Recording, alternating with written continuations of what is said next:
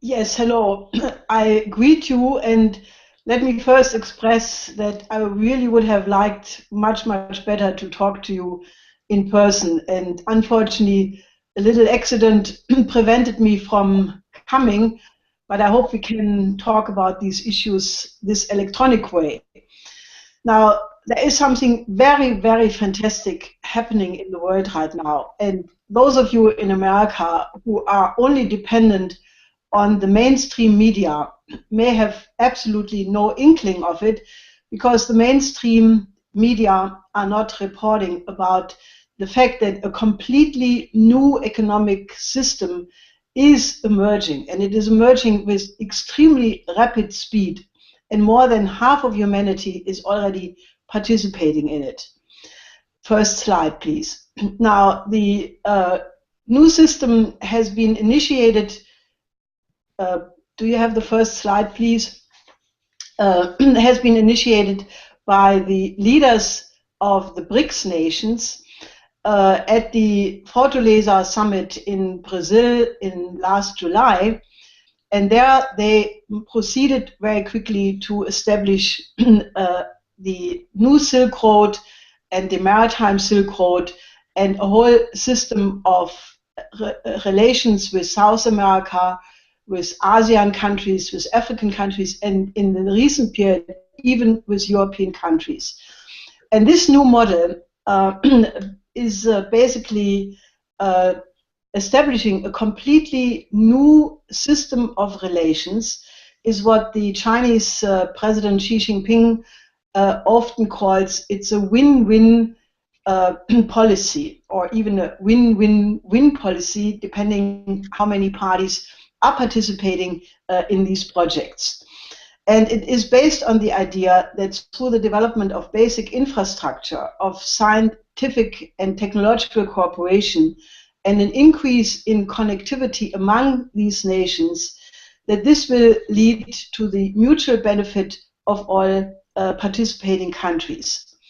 Now, at this annual summit of the Boao Forum on the island of Hainan.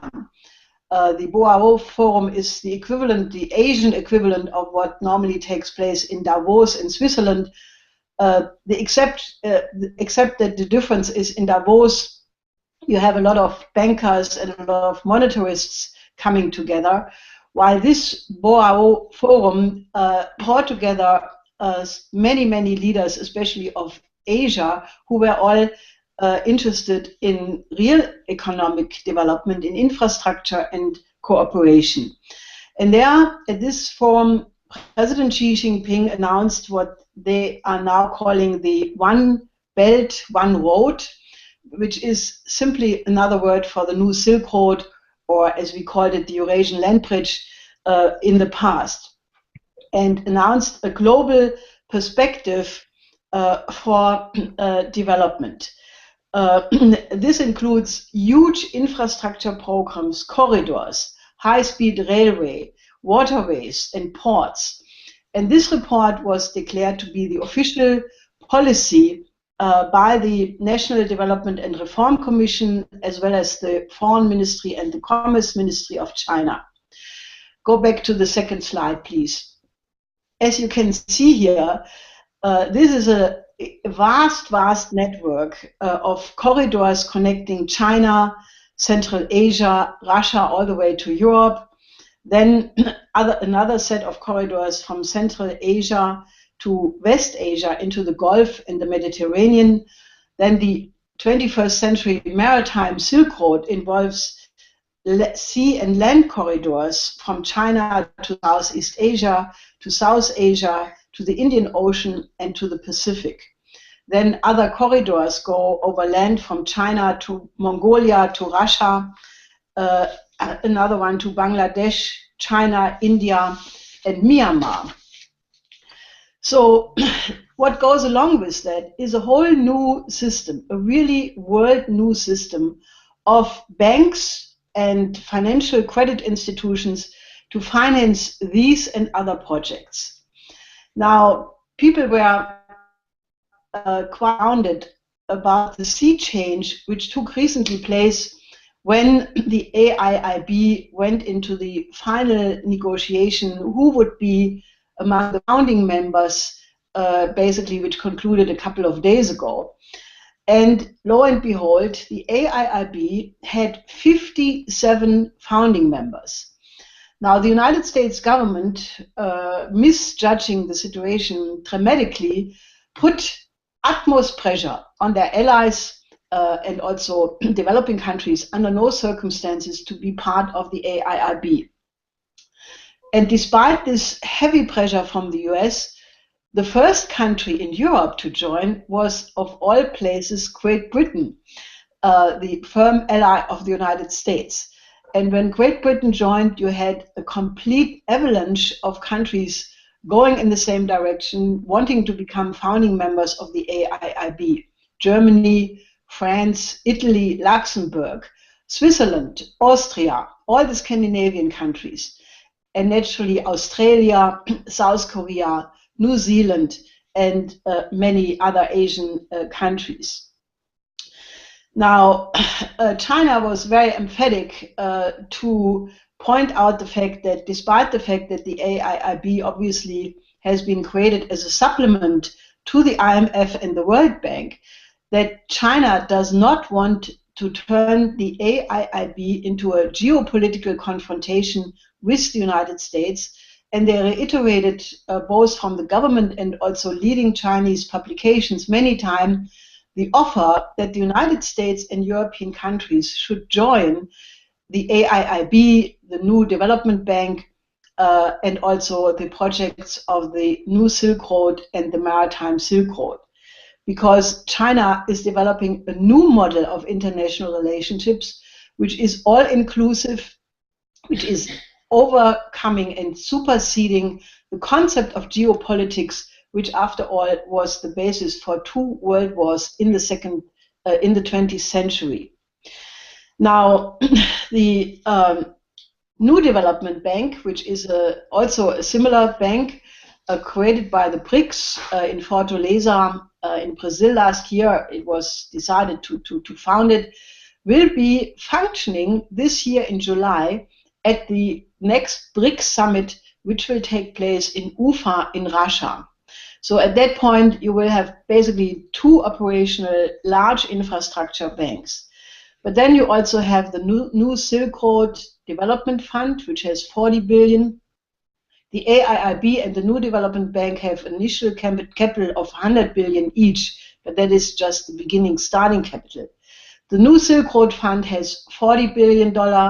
The new Maritime Silk Road Fund, $20 billion.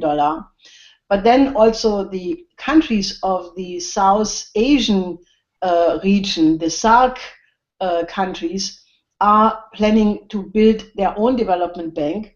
The Shanghai Cooperation Organization is building a new bank. And then these countries have jointly decided to create something which is called the Contingency Reserve Arrangement. Now, this is a pool of currency reserves of $100 billion initially, which was obviously a response to the speculation which speculators such as George Soros conducted during the Asia crisis of 1997, where the currencies of Asian countries were speculated in 1 week down by 80% by such people as George Soros, for example. And obviously also to the 2008 almost meltdown of the financial system in the Lehman Brothers crisis.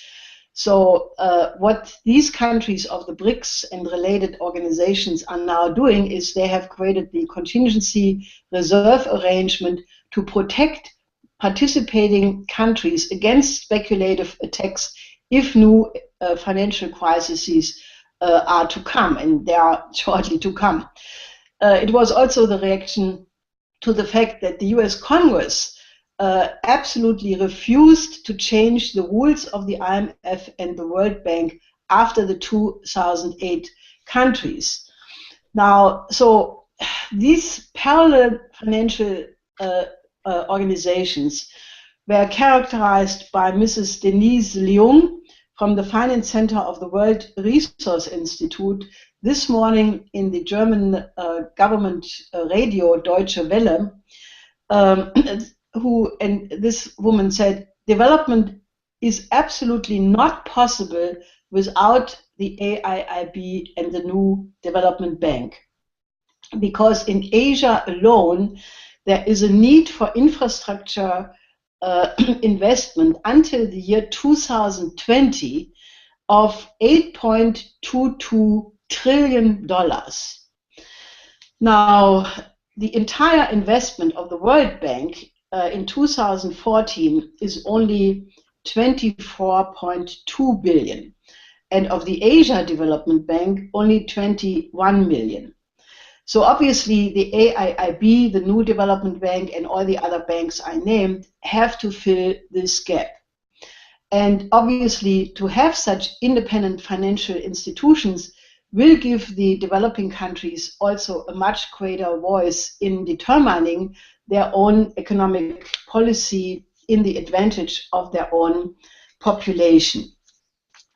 Now, obviously, the aim, explicitly and stated so by several BRICS leaders, is to use these banks to eradicate poverty from the surface of the planet in a very short period of time.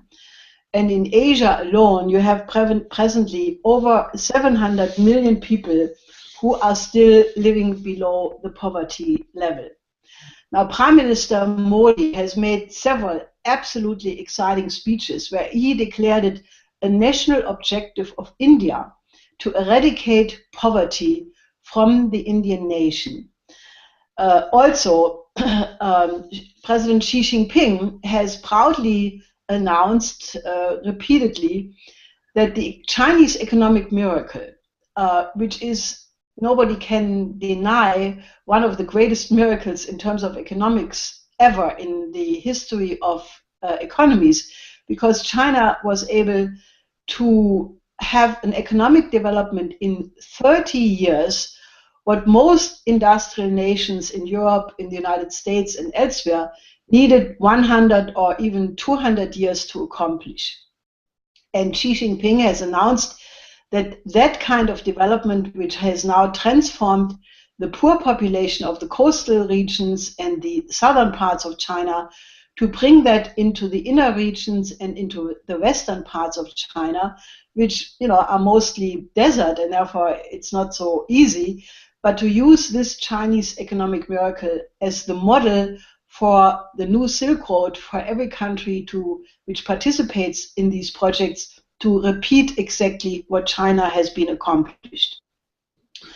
Now, the Neue Zürcher Zeitung, which is the major Swiss financial daily, had this morning an article with the headline, Gold Rush Mood Thanks to New Silk Road. Investors are rushing to buy stocks in Chinese state-owned enterprises. They are investing in the new Silk Road. Now, I have to say there is a certain amount of confusion in the editorial board of Neue Zürcher Zeitung because they are looking at these developments with the spectacles of monetarism.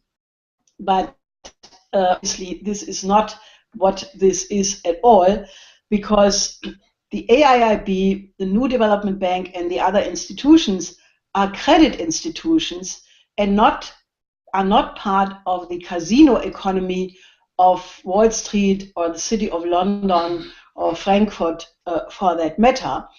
But they go very explicitly back to the principles of the first Secretary of Treasury of the United States, Alexander Hamilton, who created the first national bank, and with that a credit financing institution for the real economy.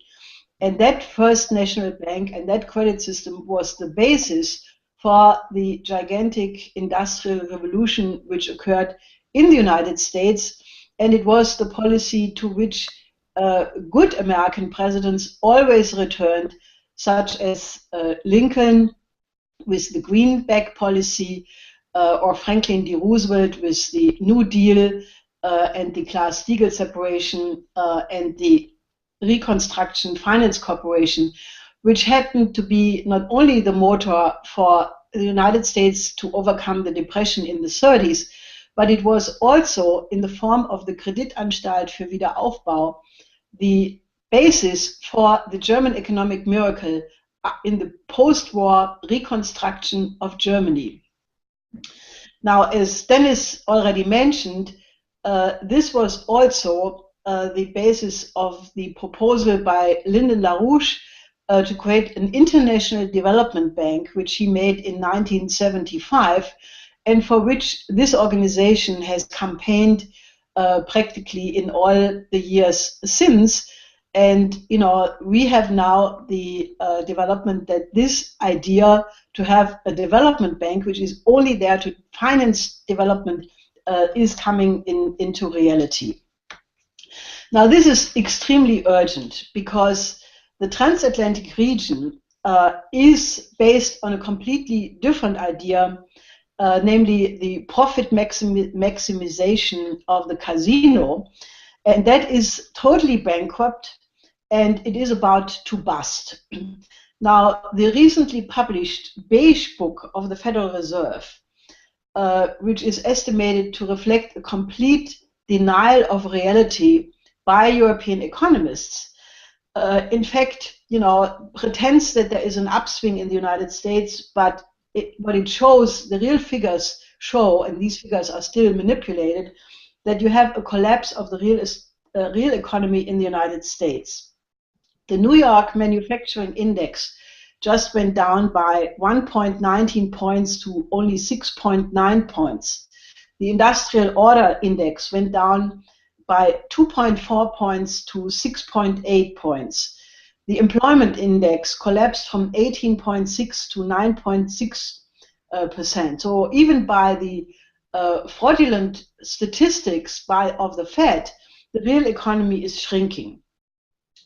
But the real crisis is naturally that the too big to fail banks have a derivative exposure which is today 40 to 80% larger than it was in 2008 at the point of the collapse of Lehman Brothers.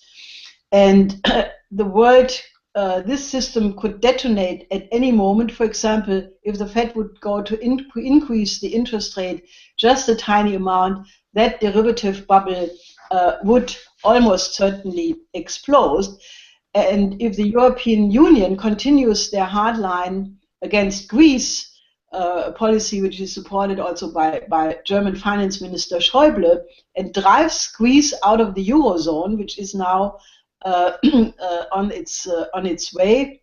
For example, Standard & Poor just downgraded Greece from the B level, creditworthiness from level B minus to level CC, C plus, triple C plus, which is already junk bond level. Now, therefore, in reality, we are looking at the upcoming explosion of the financial system of the transatlantic sector, and these new banks are actually the lifeboat for a sinking Titanic. The problem of the transatlantic sector could be solved very easily if the United States would go back to the Glass-Steagall separation of the bank law, which was introduced by Franklin D. Roosevelt in 1933 and repealed only in 1999. And that, by the way, makes the presidential campaign of the presidential candidate Martin O'Malley the most important campaign, because he has said that the first action he would take if he were to be elected into the White House would be the implementation of Glass-Steagall, protect the commercial banks and separate the investment banks and do not finance them anymore through quantitative easing or through so-called rescue packages, and they would go bankrupt if they would be forced to rely on their own system.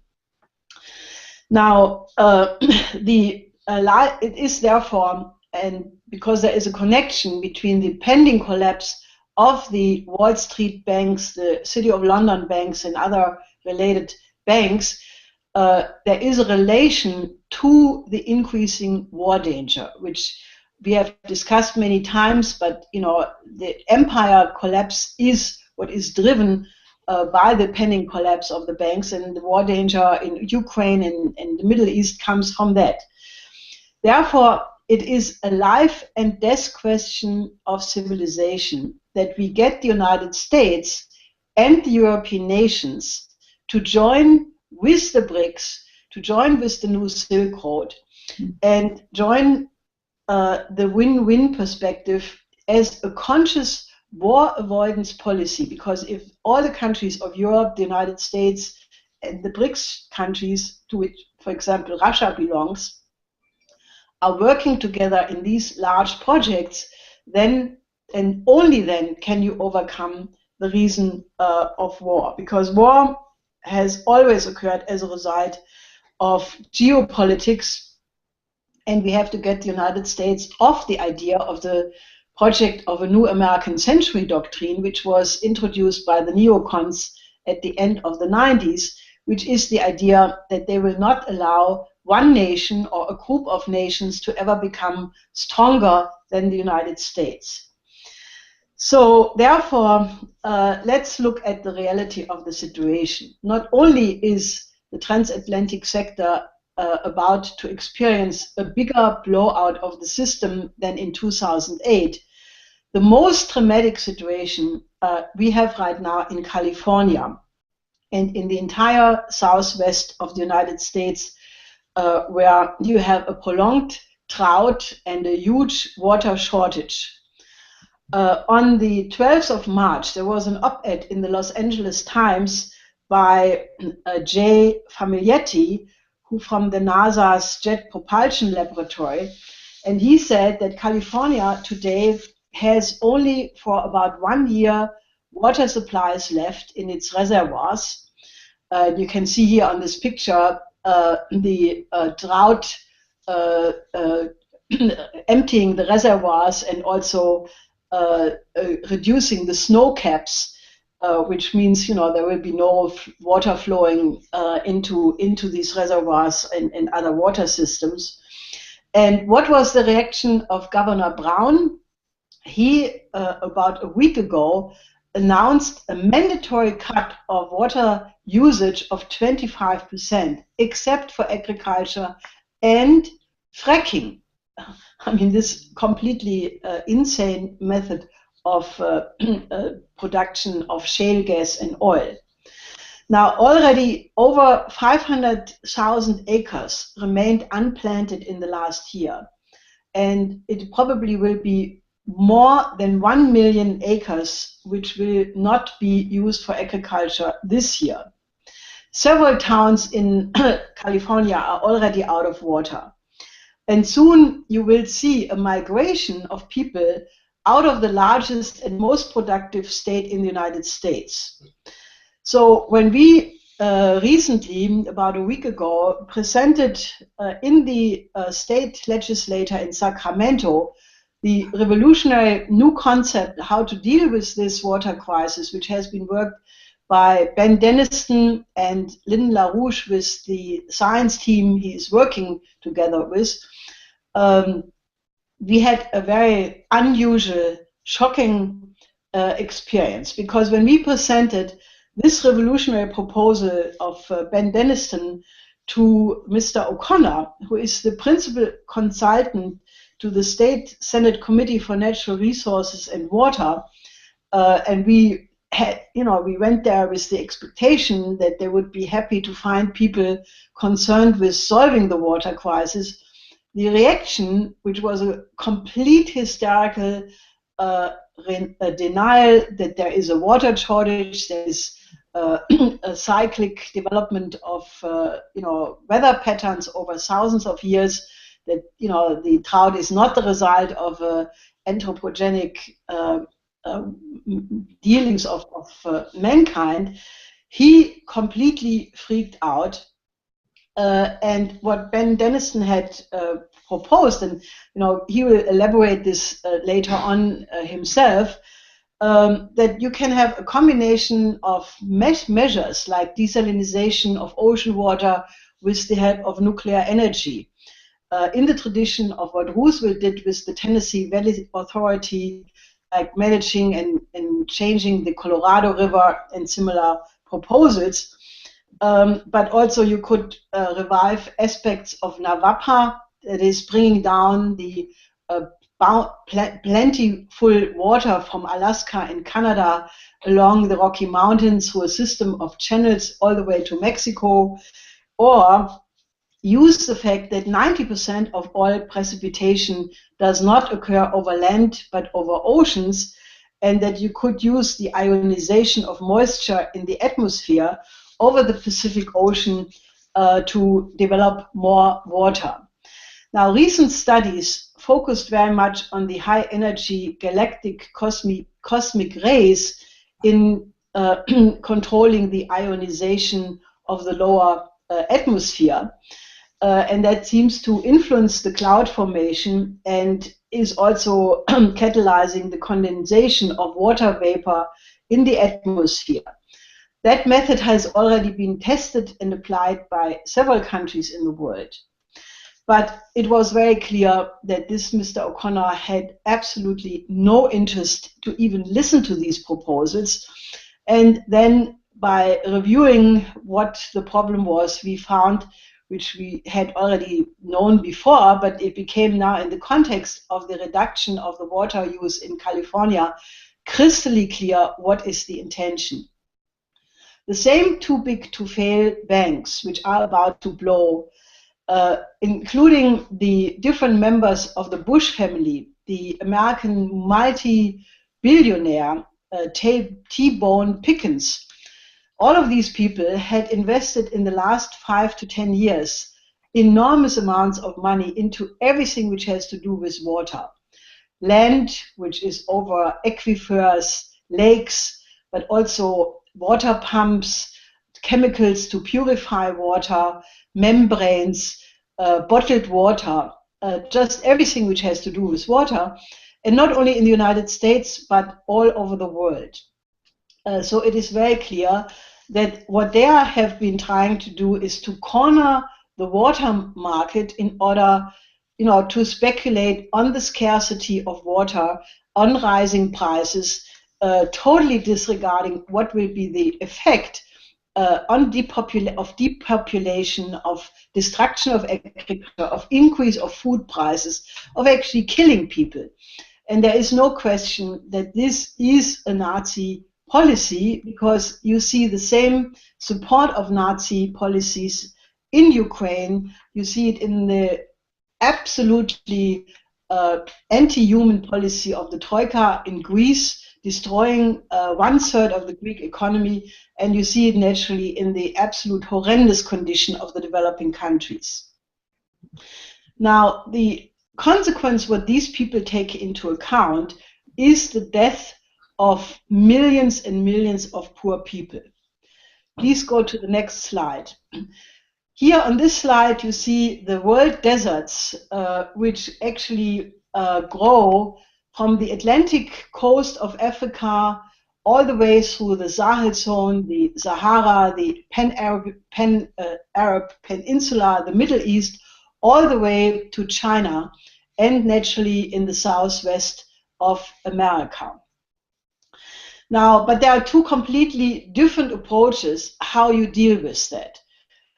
You have the speculation on the scarcity of water on the side of Wall Street and the City of London and other speculators. But then if you contrast that with what China has been doing, China has in the recent years developed two of the two largest water projects in the world.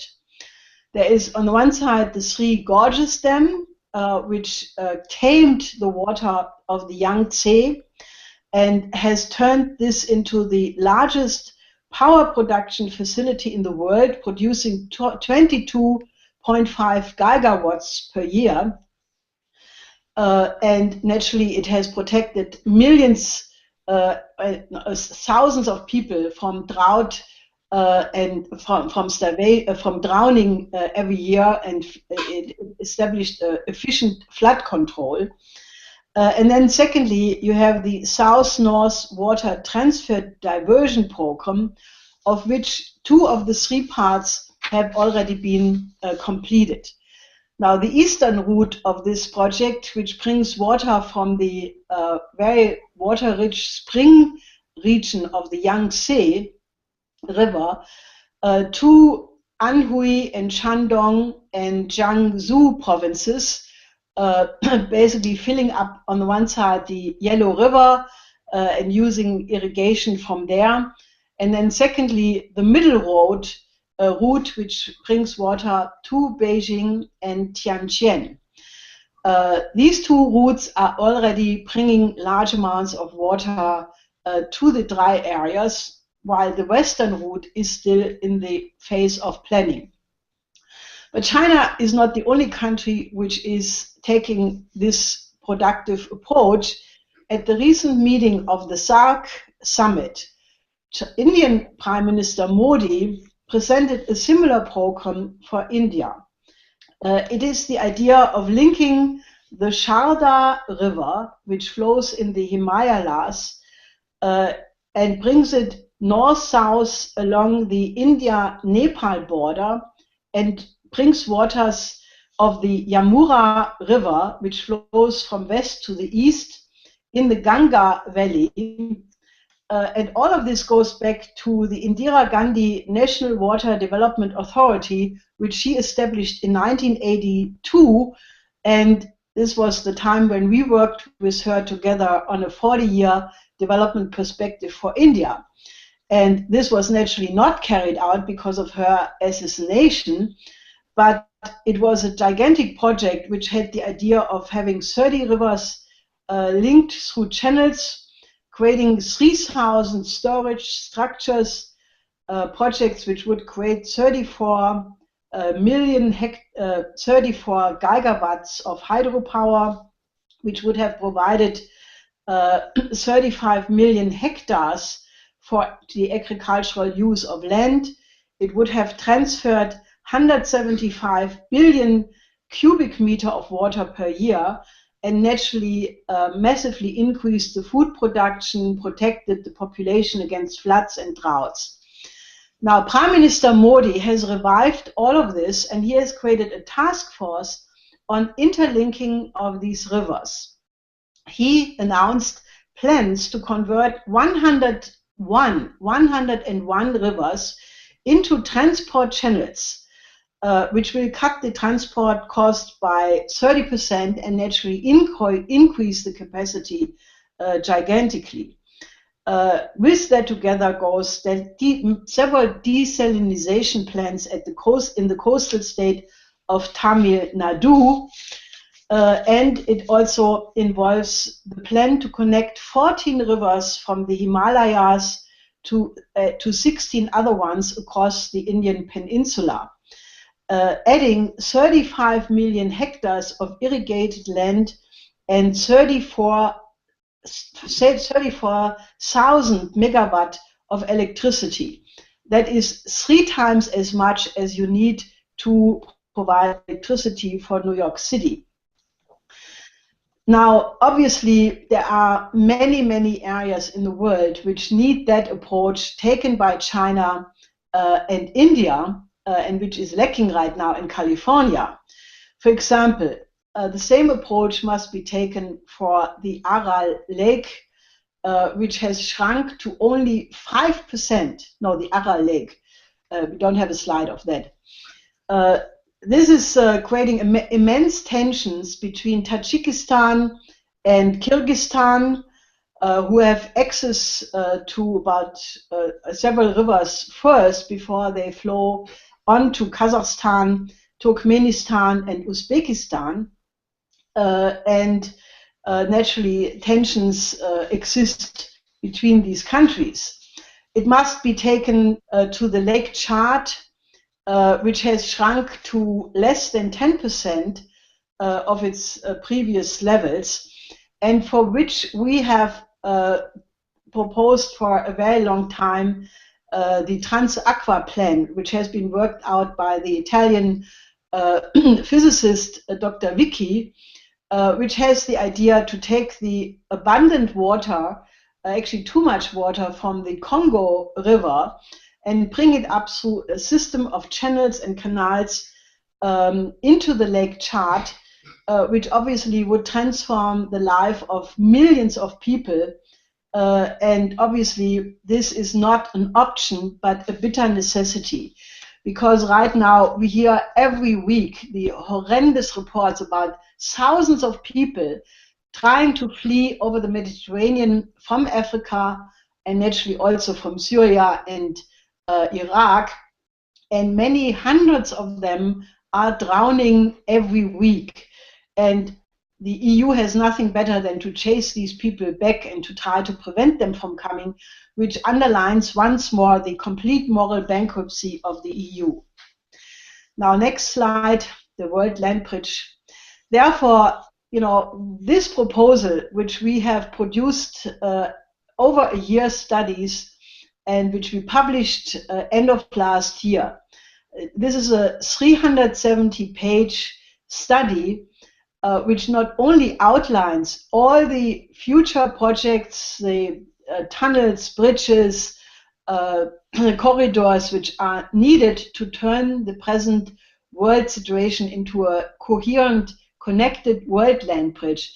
It also has all the scientific, or a lot of the scientific conceptions provided by the scientific method of Mr. LaRouche of physical economy, of the need why an increase in the energy flux density in the production process is the absolute necessary way to go, and why only with these principles can you provide food and livelihood for the increased population in the world, and the increase in the relative population density is the law of the universe, and all of that you will find in this report.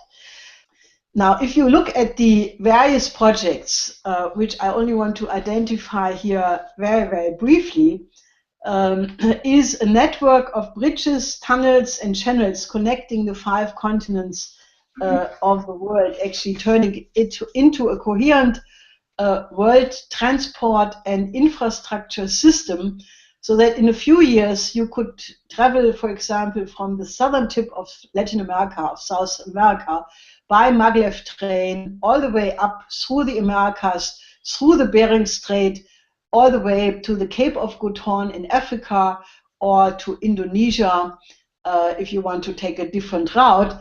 And that would be faster than to go by ship presently. Now, projects of this include, for example, the second Panama Canal, which started to be built in Nicaragua. This is here number 1 on the map. This already started last December with the help of China. It's a 278 long channel. Then number 2 is the building of the Bering Strait Tunnel. Can you please now show the map from London to New York? This has been recently proposed by the head of Russian Railway, Vladimir Yakunin, which is to build a fast railway system from London all the way to the Bering Strait, and then from there to New York. And that has been adopted as the official policy of Russia. Now, obviously, what is lacking right now is the American commitment, but I think that that is what we are campaigning for to be adopted. Number 3 on this map is the tunnel of connecting the Sakhalin and Hokkaido, the Sakhalin Island with Russia, which is supposed to be a tunnel of 7.3 kilometers. Number 4, the Sakhalin Hokkaido tunnel or bridge, which will be 45 kilometers. Number 7 is the tunnel connecting the Bohai Bay, shortening the distance to 100 kilometers, connecting 2 Chinese cities, Dalian and Shanghai.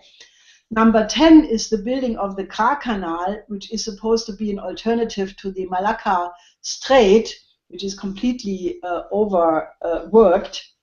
Number 12 is the expansion of the Suez Canal, which is happening with very fast speed with the help of the new Al-Sisi government in Egypt, which has completely transformed that country and caused total excitement of the population. Then please show the slide of the European extension of the Eurasian land bridge.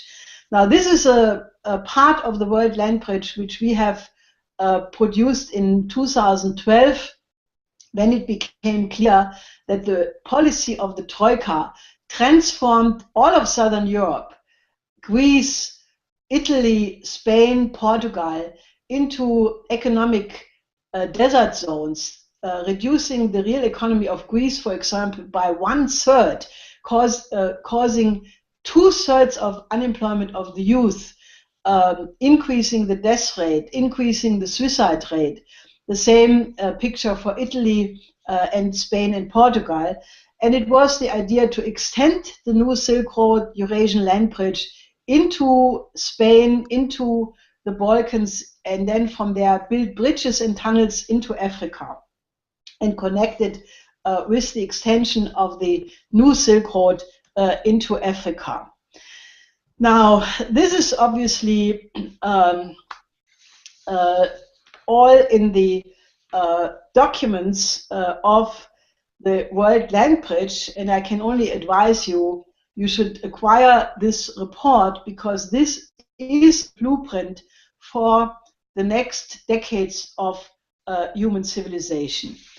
Now, Xi Jinping announced at the Boao conference the principles of this new policy, which basically is the 5 principles of the Bandung Conference of the non-aligned movement from 1955.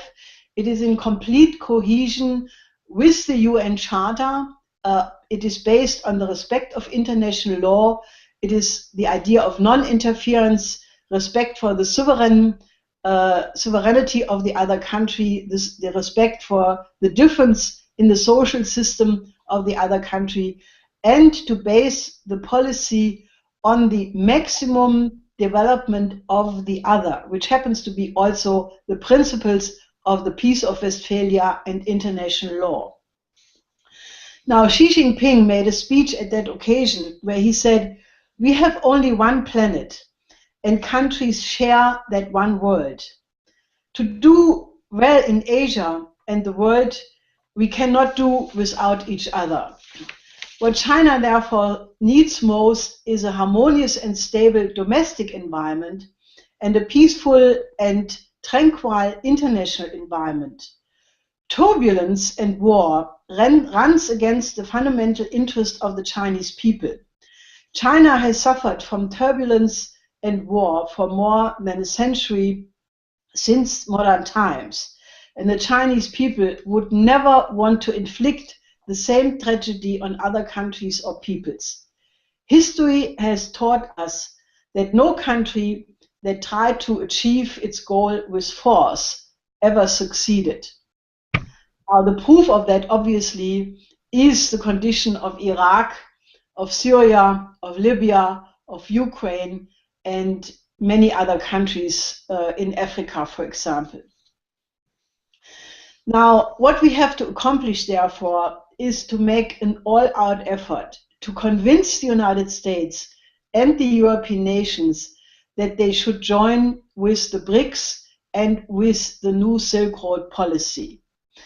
Now, I believe that we have come to a point in human history where either we bring the political and economic order in cohesion with the real laws of the universe, of the physical universe, or we are threatened to extinct ourselves in a nuclear annihilation.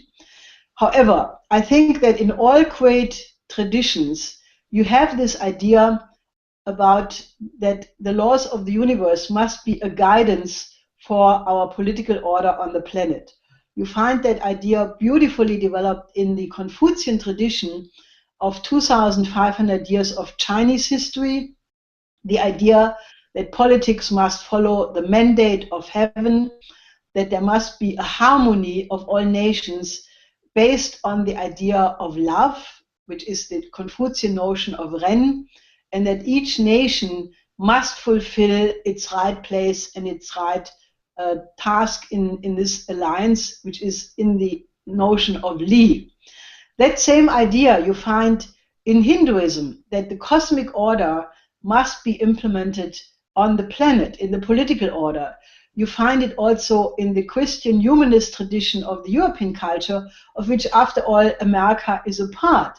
It's based on the idea that concordance in the macrocosm can only exist if all microcosms develop in an appropriate and fashionable way, promoting the interest of the other as if it would be their own.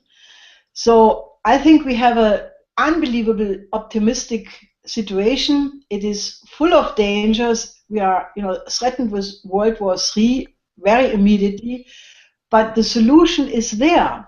I mean, if we get the United States to really become back a republic as it was intended by the founding fathers, as it was established by Alexander Hamilton, and the idea of a national bank and a credit system, as it was promoted by John Quincy Adams, who had the idea that America must be a republic in an alliance of sovereign republics, as it was reconstituted by Abraham Lincoln, and naturally by Franklin D. Roosevelt, and as it was echoed by John F. Kennedy. I think we have to revive that American tradition, and then I think Europe will follow, because as you could see with the rush into the AIIB and the excitement about Modi, about China in general in Europe, I think we could really turn the tide. And I want to ask all of you to join in this effort.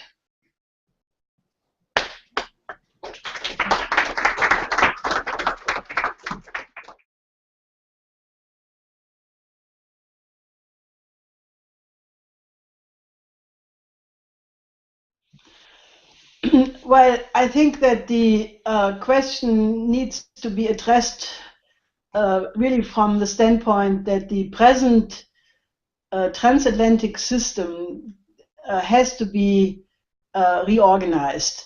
You know that the Greek government, for example, they cannot pay the debt. From all the rescue packages which have gone to Greece, only 3% of that money stayed in Greece. The rest went back to the European banks, and because of the swap agreement between the Federal Reserve and the European banks, de facto it is now an interwoven problem of derivatives of the banks in Europe and in the United States. That is the reason why the Greek government has demanded that there should be a debt conference modeled on the 1953 London conference, which reduced the German debt of the entire period between the two world wars and from the Marshall Plan by 60%. And when that debt was written off in 1953, it is generally acknowledged that without that debt reduction, the famous German economic miracle would never have taken place, and Germany would have been in a economic crisis like Greece right now. So this debt cannot be paid. Now, if you look at the condition of the European banking sector, which is now being flooded by Draghi with the same quantitative easing what the Federal Reserve did and what the Bank of Japan is still doing, that is also not to be maintained. And we are sitting on a powder keg of a potential crash, which would make the collapse of Lehman Brothers and AIG in 2008 looking like the proverbial peanuts. And this could bring down the whole system into a chaotic way. And if chaos erupts, that's about the worst thing which could happen. Now, what we propose instead, and which is now shared by almost 200 American national organizations, which have come out for Glass-Steagall, and which is, the election platform of Martin O'Malley in the presidential race to return to the Glass-Steagall banking separation law, which was in existence until 1999 and which provided stability in the financial system, since 1933, so almost 70 years. Now, what that would do, you would have to put the commercial banks under protection of the state. You would have to basically cut off the investment banks from having access to the assets and accounts of the commercial banks for speculation. You would have to stop the quantitative easing policies, and you would have basically to force these investment banks to take care of their books on their own, and then they would have to write off a lot of toxic paper, which they still carry on the books. Now, some of them would have to declare insolvency, and some, would have to be simply reorganized, and then you have to figure out what of the assets is valuable and what not. But the most important thing is not all of that. The most important thing is that the present transatlantic finance policy, despite all of this liquidity which is floating around and which has been pumped, is not going to the real industry sector. You do not have large, cheap credit for production, for commerce, for infrastructure.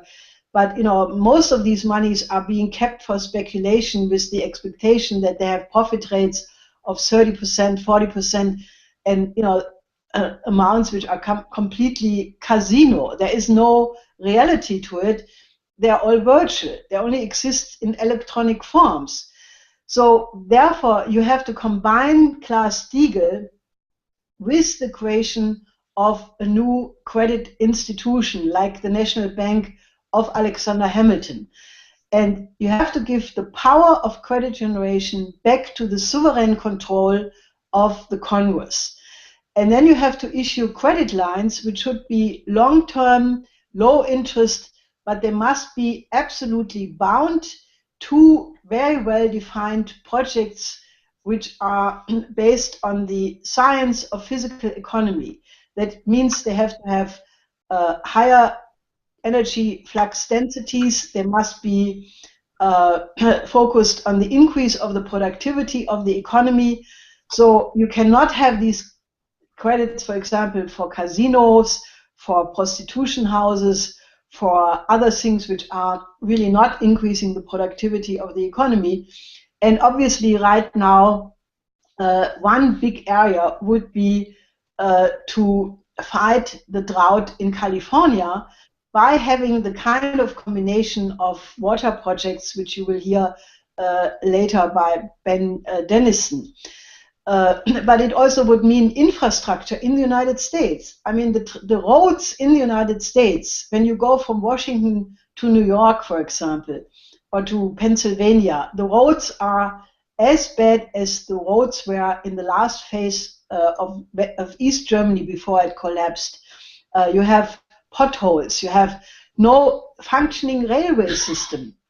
Why not build a maglev system connecting the east and the west coast, connecting the cities of the east coast where maglev trains are much, much better for both transport of people and cargo than to use airplanes.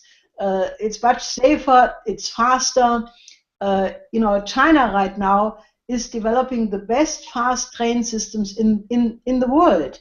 Not only have they built the first commercially used maglev train from Pudong to Shanghai Airport, from Shanghai Airport to the city of Shanghai, they have built 18,000, I think 16,000 kilometers of their own high-speed train system developed by Chinese engineers, which goes more than 310 kilometers per hour, and it is smooth, it makes no noise, it does not shake, and the Chinese fast train system has become the trademark of China, like machine tool for Germany. So if the United States would say, let's build a fast train system connecting all the large cities, use it for cargo, connecting, the water projects of the West Coast, build new cities, because there is an entire strip of the United States east of the Rocky Mountains, which is almost not populated at all. Some of the large cities in the United States really need a change. Like, who wants to really spend hours every day on commuter train traveling in Los Angeles? Or by now it's in Washington almost as bad. If you are unlucky and are in rush hour, you spend 2 or 3 hours going to your home and to your workplace. All of this could be completely changed if you had a continental network of fast train systems like China is building it. So if you have credit financing for the American part of the new Silk Road, if America joins the new Silk Road, that would not only be that America participates in those projects in Asia, in Africa, in Latin America, but it would also mean that America is being revived economically, and a couple of new cities, new science cities, where the approach of a science driver, like the meaty science cities in Japan used to be, which was really the engine of scientific development in Japan. America could become again a leading nation for science, research and development, for NASA, for space travel, for cooperating with the BRICS nation in leading space programs, in colonizing the moon, in colonizing the Mars, in defending the planet against dangers from outer space like asteroids. I mean, all of these are projects which are completely neglected right now. And if America would say, okay, let's go back to the American system of economy as it was defined by Friedrich List in contradiction to the English system of economy, and how it was revived by Henry C. Carey, who was the advisor of Lincoln, and as it was revived again by Franklin D. Roosevelt. If America would decide to go back to that tradition, all of these problems could be solved.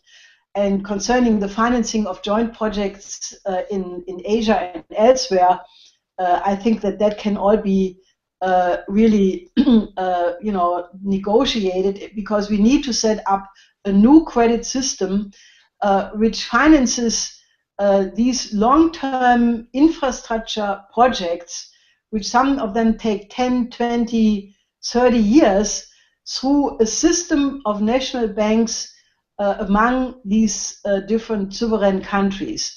And then you would have basically so-called clearing houses which compensate for the difference in the development of these countries, because some of the participating countries are large and have little population but a lot of raw materials, like Russia.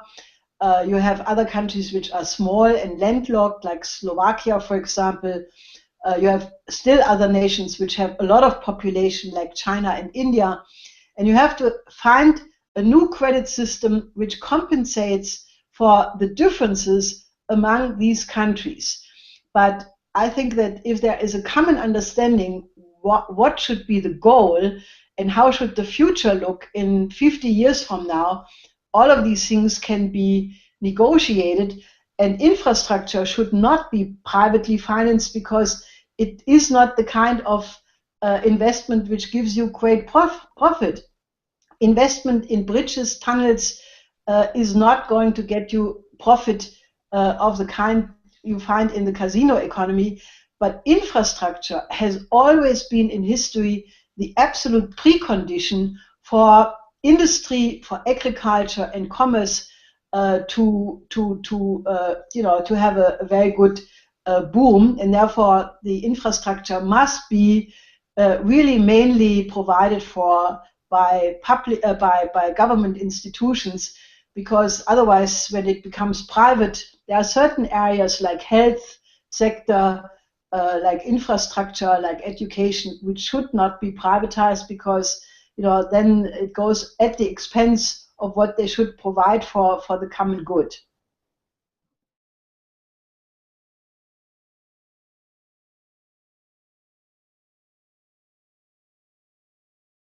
That is actually done right now in Egypt. When Al-Sisi announced the Egyptian plan to double the size of the Suez Canal, and also have a lot of agro-industrial projects to create new water projects for agriculture. That was entirely financed exactly how you just said, namely to use the savings of the Egyptian population to issue bonds and then finance it entirely with own Egyptian money. So this can for sure be a supplementary way of doing it, and as long as the government sticks to the idea of using this money entirely only for aspects of the real economy, there is absolutely nothing wrong with that, and it should be replicated elsewhere.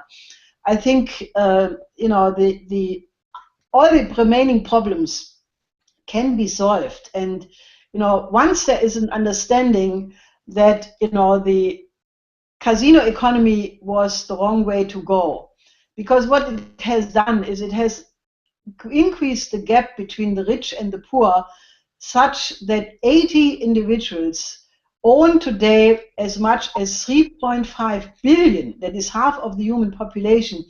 Now, I mean, that is just crazy, because you cannot eat that many caviar and drive as many Porsches to spend half of the wealth of the human population among 80 people.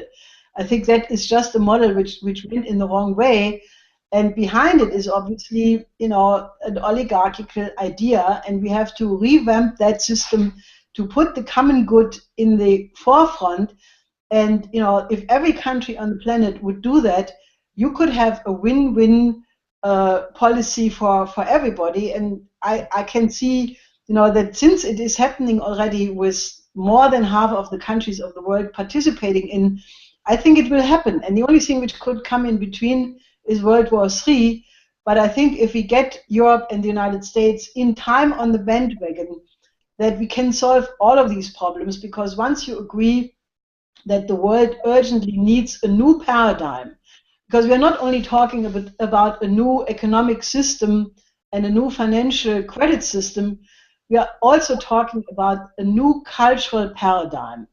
Because, if you look at the present popular culture, as it is expressed in violence, in video games, in action movies, in school shooting, just the increase of shooting in the United States on all levels is a reflection of a wrong policy.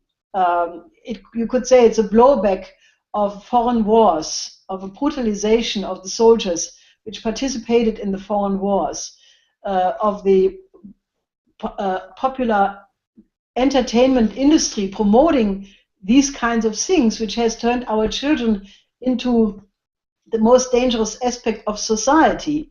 Now, if we don't change that, if we don't go to a completely new cultural paradigm based on the high phases of cultures in all nations, classical culture in Europe and the United States, classical music, classical poetry, the idea that we need to have an orientation towards the future, that we have to have the idea of mankind being the only creative species. Mankind is the only species which again and again, through scientific and technological innovation and discovery, can improve the living condition for all of mankind. No animal can do that. And the kind of new paradigm I'm talking about is a world where we emphasize much more the creativity of the labor power, the creativity of our young people, the study of excellence, working for the common good and future generations. And if we shift in that way, I think we can solve any problem. But it is a new paradigm. It really is the recognition that something went awfully wrong with the way how we went in the United States and in Europe in the last decades, in the last 50 years, really since the assassination of John F. Kennedy. So I think, we have all the reasons to be optimistic. I mean, China, for example, has today more classical pianists, bel canto singers, opera singers than Europe, and they know what is the beauty of these ideas and what is the relationship of classical culture to the favoring and sponsoring of creativity of the mind. And that is what we have to re-emphasize.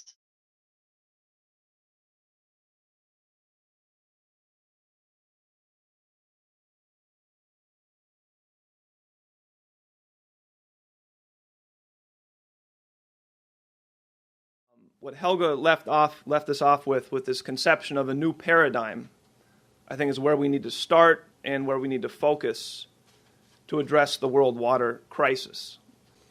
This is a global issue. People know this. This is one map that indicates the water crisis globally, indicating in the lighter blue regions where you have physical water scarcity. There's not enough water at the locations where people live. In the darker blue, you have something even worse, which are places that have water, but have not been allowed to or have not had the ability to develop their existing water supplies. So this is a global issue. I'm speaking here from the United States. As was discussed, we obviously have a particular concern and focus with what's happening in California and the western United States. So I'm going to discuss how we can think about managing the global water crisis from this new paradigm that we're discussing, and then focus in on briefly kind of a case study application of that for California and the western United States. So if we can go to the next slide here. A very simplistic illustration of the global water cycle. Now, what I want to get across here is that there is no shortage of water for mankind on the planet, either in the United States or anywhere in the world. There is a shortage of the policies and programs which are already possible for mankind to develop the existing water resources. Again, as we're discussing, what we're talking about is creating a new paradigm, which includes as its core essence a new conception, a new understanding of what mankind is as a creative force on the planet. A new conception that goes diametrically opposed to what you're seeing coming out of the current governorship of California under Jerry Brown. The current ideology, the current paradigm saying we've reached our limit, there's a limit to mankind's growth, there's a limit to how much the human species can develop, and if we reach that limit, we need to enforce the depopulation of regions of the planet. That's the paradigm, the ideology, the mentality of the current governor of California, of the presidency of the United States right now. And this is as we've discussed, a policy that will kill people en masse if pursued, starting with the poorest and most vulnerable people. This is the current policy, the current paradigm of Jerry Brown, of Obama, and it needs to be overturned. Now, as my boss, Mr. LaRouche, Lyndon LaRouche, has spent much of his life studying and developing, there is a more truthful scientific understanding of what mankind is as a creative force on the planet. And the fact of the matter is there are no limits to growth for mankind. That's what's at play with this water issue. The current conceptions that exist of finite resources that we have a finite amount of resources available to us, and we can't grow or expend beyond those resource bases, is a scientifically fraudulent and false ideology. And again, this water crisis illustrates it as much as anything else. That as mankind, we have limitations. We have boundary conditions. We have things that we call finite supplies of certain resources. But those boundary conditions, those finite levels, are not defined by any objective conditions. They're defined by the level of mankind's economic, scientific, and technological levels. That what makes a resource is not just some objective thing itself, but what makes a resource is the level of mankind's ability to utilize new material sources, to extend to new levels, and increase the resource base accessible to mankind. This is human nature. This is the only basis for the continued existence and progress of mankind, is pursuing this path of constantly expanding our resource base, expanding our wealth available to us. And this is absolutely the policy that's being pursued by the BRICS, by this conception of win-win cooperation. And this is contrary to the current policy that's dooming California and has been dooming the U.S. economy. So let's get into this on the water issue. If we can, if we look at this illustration here, the source of all water on land, lakes, rivers, snowpacks, groundwater, it all comes from ocean evaporation. The ocean evaporates much more fresh water, filling the air with atmosphere, than actually makes it on land. So here we see depicted the volume of water evaporating every year from the oceans. We see that only 10% of that reaches the land. Of the amount that reaches the land, we utilize, it's been estimated, 10%, less than 10% of the freshwater resources deposited onto the land.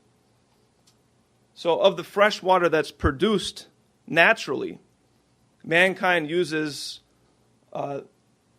less than 10% of the 10% of that's produced by the natural water cycle. If we can go to the next slide. What we've been working on with Mr. LaRouche, part of our scientific team, which is featured in the World Land Bridge, the New Silk Road becomes the World Land Bridge reports, and this EIR that Dennis just mentioned, is that we're looking at the perspective of mankind moving to a new level of managing the global water system, which can solve the water needs for California, for the Western United States, for the entire planet. What we have to do is upgrade and change our relationship to the water cycle. And, you know, I keep saying water cycle because you're dealing with a cyclical system. Water is not a finite resource on the planet we're going to use up. I think most people have seen pictures of the Earth from space. There's a lot of water on the planet. I don't think we're in any danger of running out of water. We don't use up water. We don't make it. When we use water, it does not become water anymore. We use it. We use it for irrigation. We use it for agriculture. We use it for economic activity. We process it. We return it to the system. It's a cyclical system. What mankind is now faced with the challenge of doing is increasing our management, our development of those cycles. Now, what we've defined here is 3 categories of interaction with the global water system. We have on the far right here depicted an illustration of the NWAPA program, which is one example of better managing the water that's been deposited on the surface. This was I'm going to speak more to this in a minute, but this is a program designed to bring a small fraction of the excess fresh water runoff from the northern regions of the continent, of North America, up in this region here, down into the southwest to supply the water needs of the southwest. This is also expressed by China's South Water North project. You have the nation of China. You have an abundance of water in the south, not enough water in the north. It's a very basic concept, but they're completing a very impressive application and expression of this, of managing the overall water supply of the nation of China by diverting some of this water up to the north, utilizing and increasing the activity of the whole cycle. Helga mentioned similar proposals for Africa. The proposal to utilize the Congo River, the Trans-Aqua project, to bring water north to where it's needed to Lake Chad and surrounding regions. So we have a whole array of proposals that exist to develop the existing river systems, fresh water supplies of continental territories, NWAPA being one. But the point is, this is one category of interaction with the water cycle. You have a natural precipitation pattern, a natural deposition of water onto the land, and then we manage where that water goes. We improve, we bring it where it's needed. This is one way that we can interact and really improve the global water system. But we're not limited to that. As was discussed, we have the capability for desalination. I'm going to get into that in a little bit more in a minute too. But think about what mankind is doing with desalination. We're actually freeing ourselves from being dependent upon the natural weather patterns, the natural precipitation, the natural snowpack, lakes, etc., natural river systems. And mankind is effectively creating his own source of fresh water. We're actually superseding this entire natural process of evaporation, moisture flow, precipitation. And mankind is demonstrating the ability to actually increase the net amount of fresh water input into the continental systems, onto the landmass. We have a third category of interaction, which is being demonstrated and developed over the recent period, which is actually managing the atmospheric systems themselves.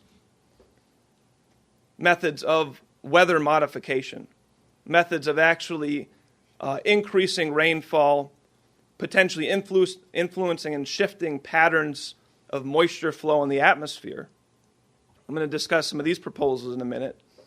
But again, this is a completely new category of interaction with the system. We can actually increase the amount of fresh water that exists in the sky, bringing more water onto land, onto the continental systems. So again, currently 90% of the fresh water evaporated from the oceans just falls back into the oceans, never makes it onto land. We can increase the amount of that water that makes it onto land and increase the effectiveness, the productivity of the whole system. So the point is, these are general categories of interaction that are being developed in small scales, but if developed fully, give mankind the ability to address and solve all of our water needs. So if we go to the next slide, we can see, get into each of these in just a little bit more detail, looking at the case study of California and the western United States specifically. So this is an image of a report and mass circulation pamphlet written by Mr. LaRouche in 1982. So obviously this is not a new issue. We knew about this for decades. Many people knew about this for decades. And in this report in 1982, in which Mr. LaRouche asked the appropriate question to the American people, will you let your grandchildren have a drink of fresh water?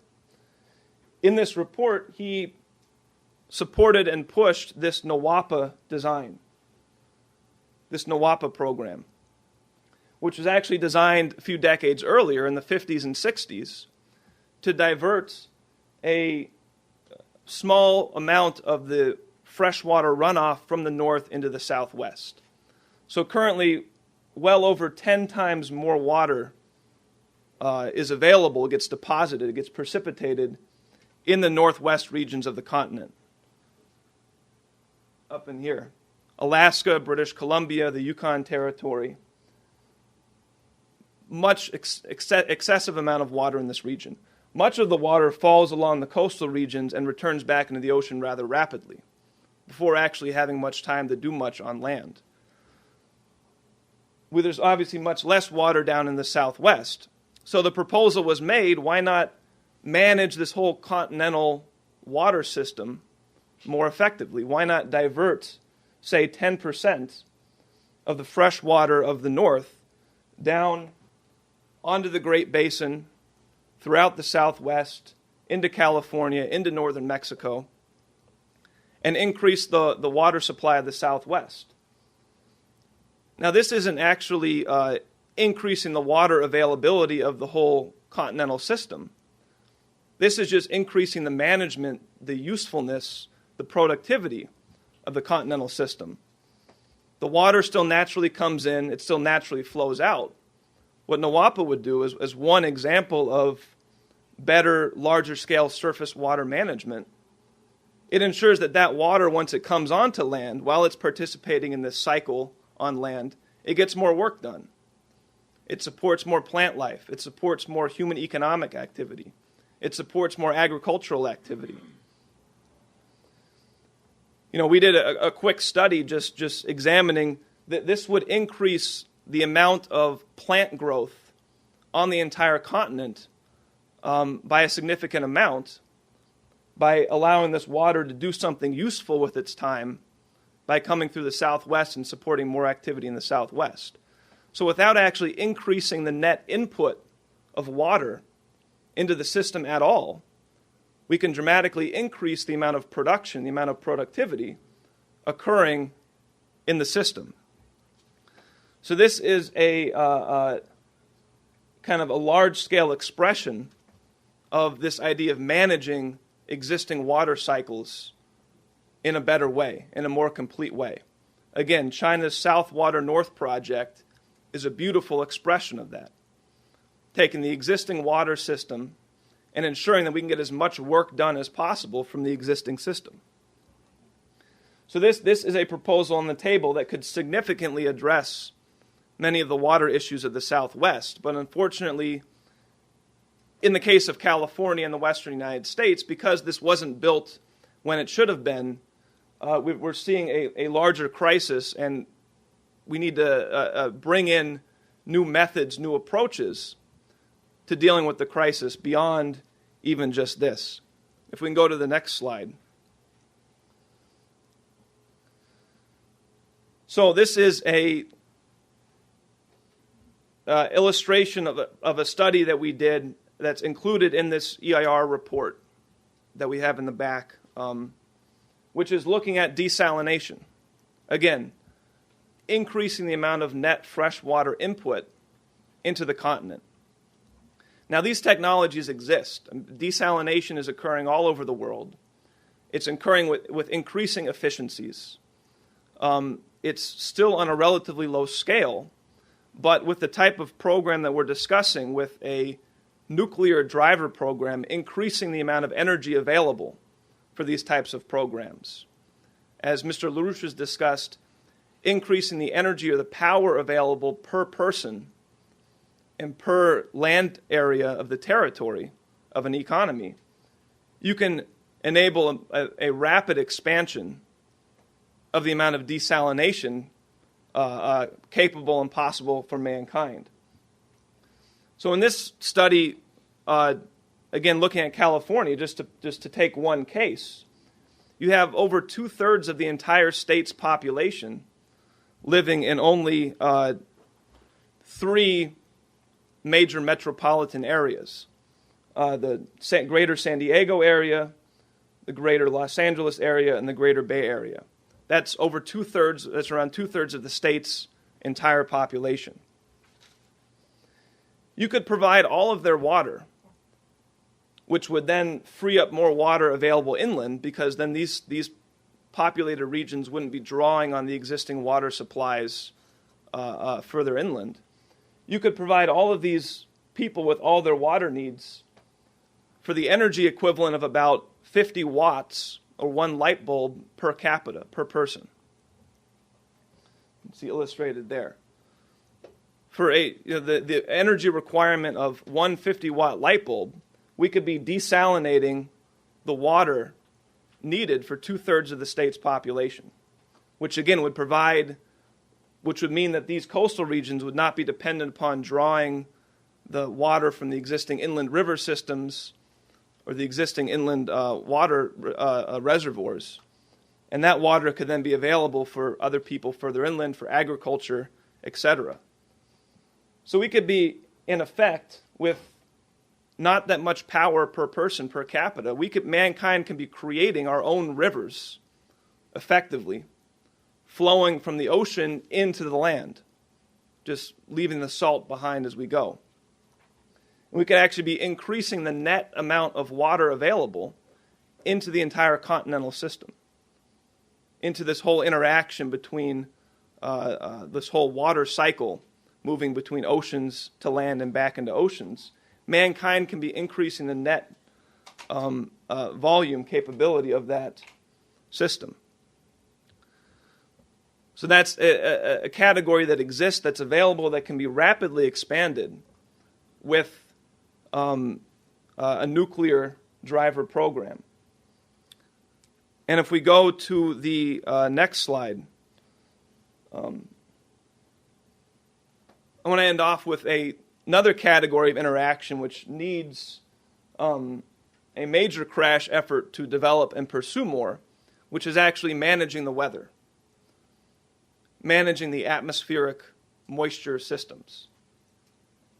Now this is a new resource available to mankind if we pursue the right type of scientific and technological program, the right kind of orientation.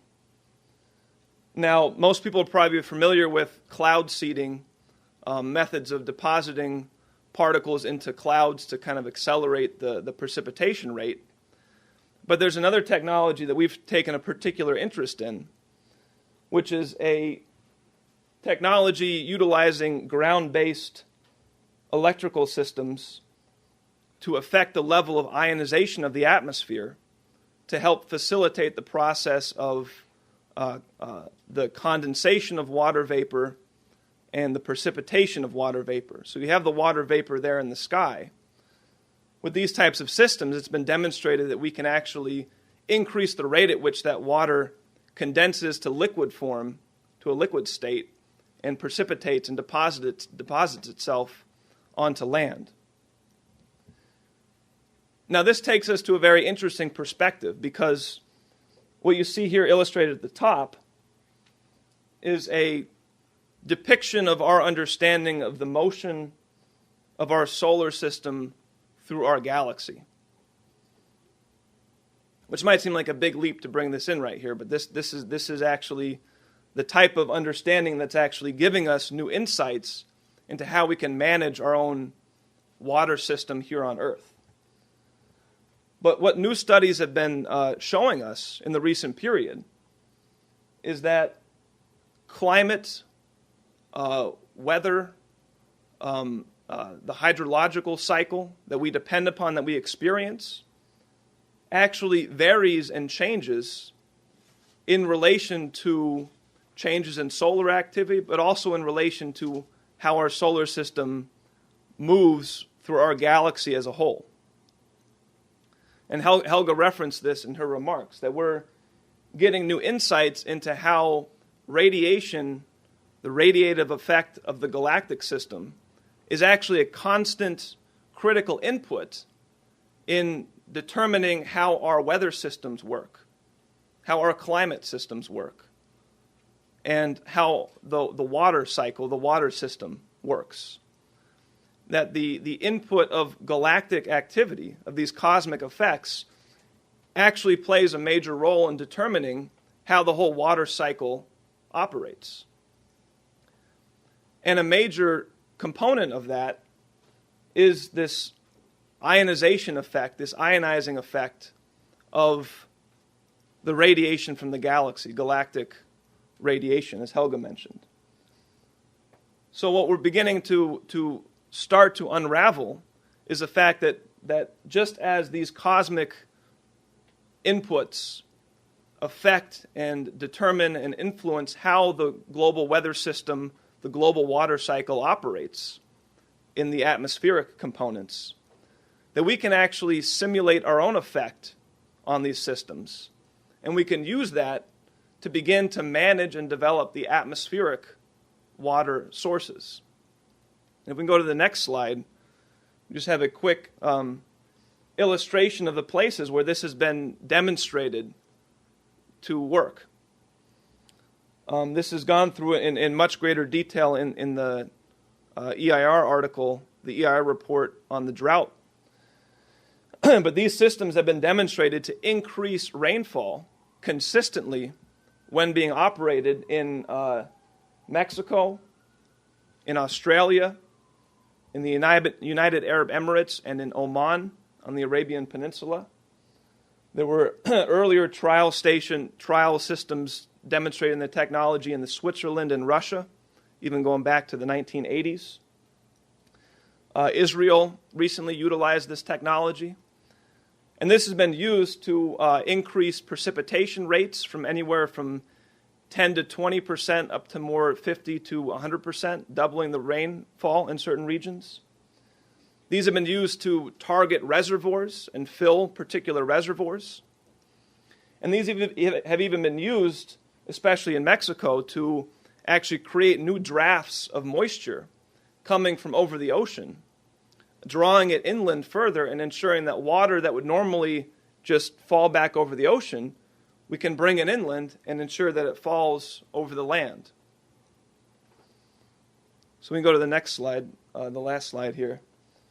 So this is an overview of the new potential categories of interaction with the global water system that mankind can pursue and develop.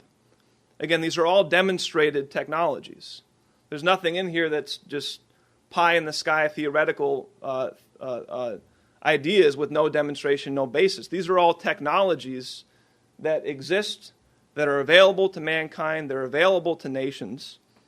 And what we're working on with Mr. LaRouche is actually understanding what are the potential of these technologies, especially when seen together as interdependent methods of addressing the water crisis. But also, what are the implications? What are we saying? We're saying that, despite the lies and beliefs of people like Governor Jerry Brown, people like Barack Obama, and similar fools who believe that we've reached some limit in what mankind can do, that we've reached some limit of growth, that we've reached some limit of development. And their response is to then impose a policy of population reduction and lowering of living standards and reduction of the population. That contrary to these people, we're actually on the verge technologically of expanding mankind's control and management of the entire global water system in a completely new way.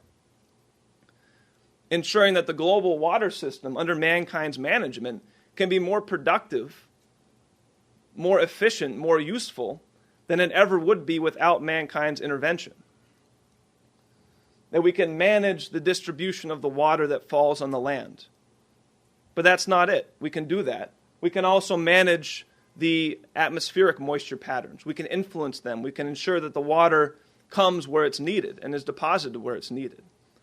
That has an important interaction with the surface water management systems. We can ensure that the precipitation patterns are regular and steady as needed to support the existing water management systems. And we can actually increase the net input into the whole water system with things like desalination, with the nuclear program, to increase to effectively create artificial rivers flowing from the ocean into the land, increasing the amount of water available into the whole system.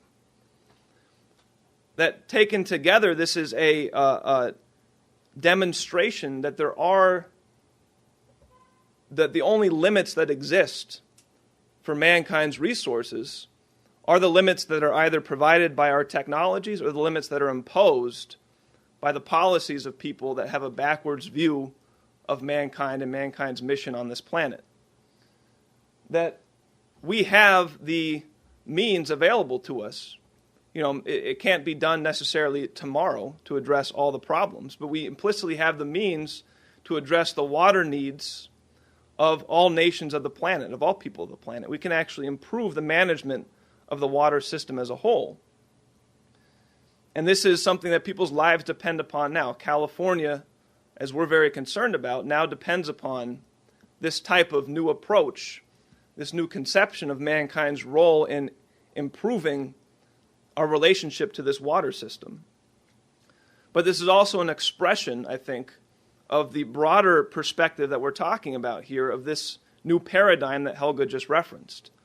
That we're looking at the potential to create a new, not just economic policies for economic policy's sake, but policies that reflect a new conception that the human species is not just another animal species to be subject to the whims of nature.